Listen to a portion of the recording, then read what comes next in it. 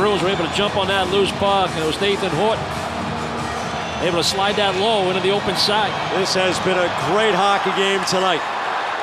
Halpern backhands the puck out into the neutral zone. Clicking toward a minute to go.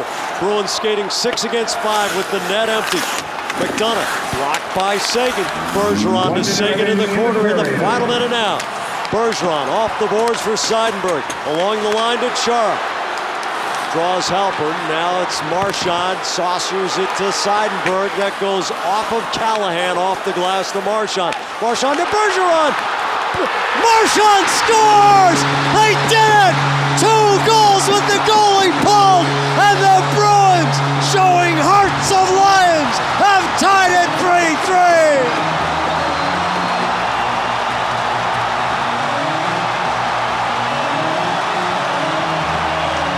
Dougie Hamilton finds Bergeron over the line. Bergeron going past the goal. Seguin sets up in front. Now Seguin at the post on the cycles, right off of Reimer. The stick save. Boychuk's drive rattles around in front. Marchand to Bergeron, the drive save, rebound is loose. Seguin kicks it loose. Bergeron scores! Patrice Bergeron with the point of the dagger in their throats. They rip it out of Toronto's hands and kill the beast. The Boston Bruins have won it after being 3 down in the third.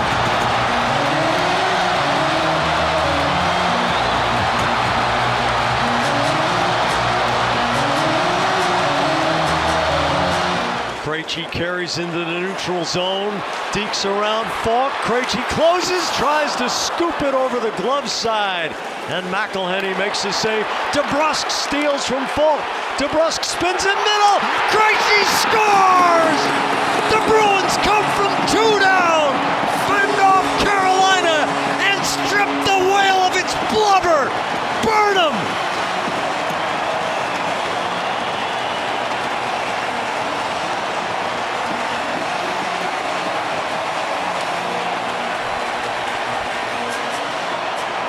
Seconds to go.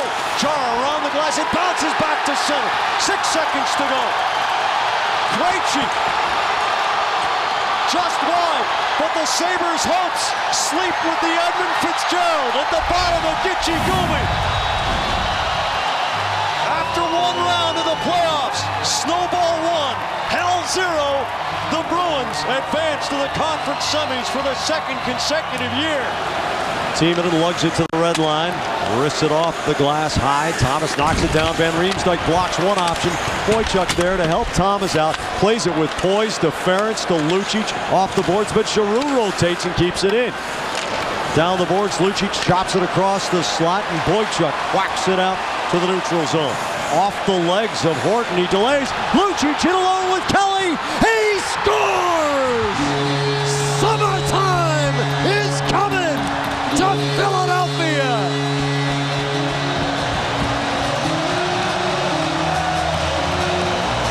Boston gets a change. Giannis drops it back. Campbell steps forward. He's got a breakaway. 3-on-5. Campbell. He scores! A 3-on-5 shorty. Back to Montreal they go. Soundly beaten.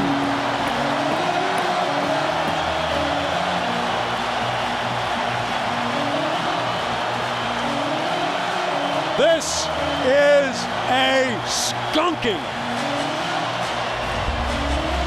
Oh, what a beautiful read for the Bruins penalty killers.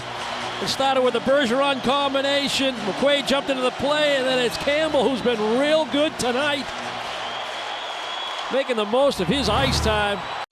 And stops into the Columbus zone. Zacha to Marchand.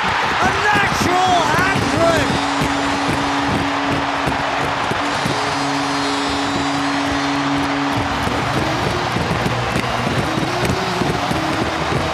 On a rainy day, it's pouring hats at TD Garden.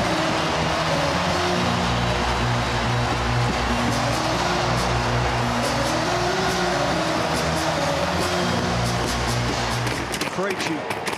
Yeah, the crowd, they saw Pasternak got taken down by Dillon away from the play when Krejci had the puck by the goal line, wanted a call. Smith grabs the puck and scores! Washington took a nap, and Craig Smith answers the wake-up call!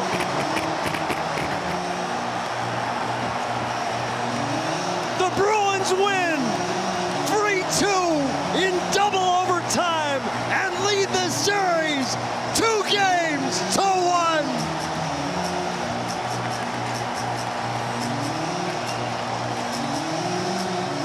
The puck's loose along the tip plate. Chara collects off Sturm's spoon back. Now David Krejci indirect. Sturm flying up the wing with Kessel middle. Goes in middle. Kessel got scores! The Bruins lead!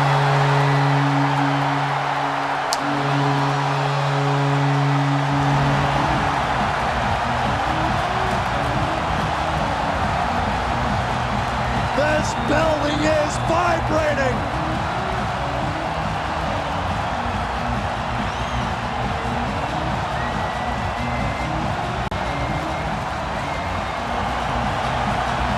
Recovery by Bergeron. The puck skips off Marchand's stick. Brad Marchand.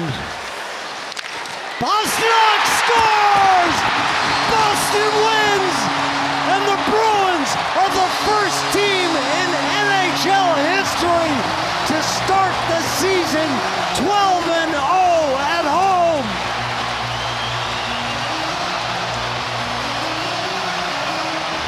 Johnny Boychuk rolling puck, scores! A Johnny Rocket! 2-1 Boston! High glove side!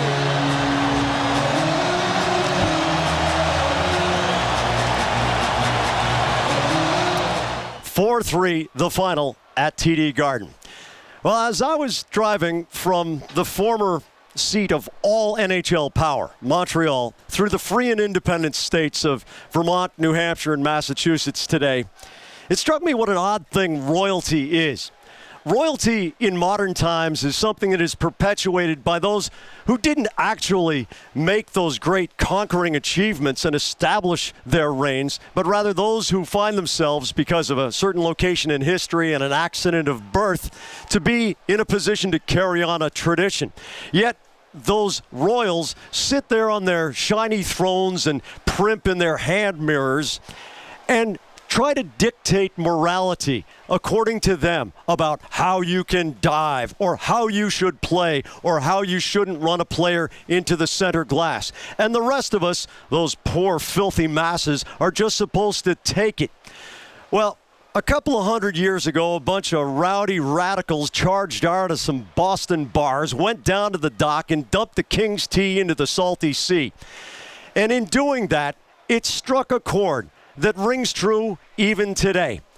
That when confronted with imperious conceit, fighting the good fight is not only the right thing to do, it can be a heck of a lot of fun. And who has more fun than us? For Andy Brickley, Naoko Funayama, and our NESN production crew, I'm Jack Edwards at TD Garden in Boston. For the past 19 years to witness and describe some of the greatest moments in New England sports pantheon. I can't talk.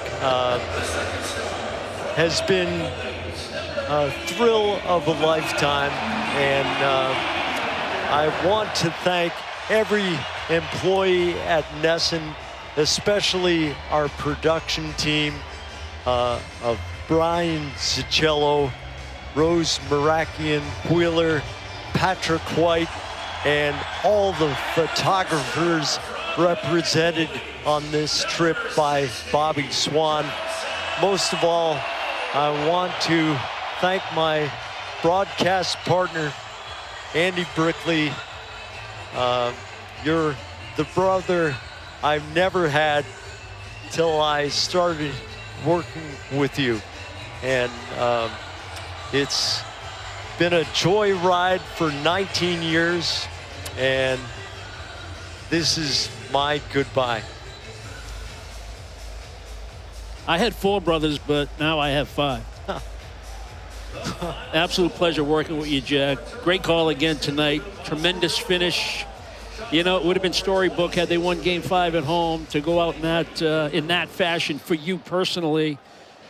And given the situation with this series, it might have been even more storybook had we been able to broadcast Game 7.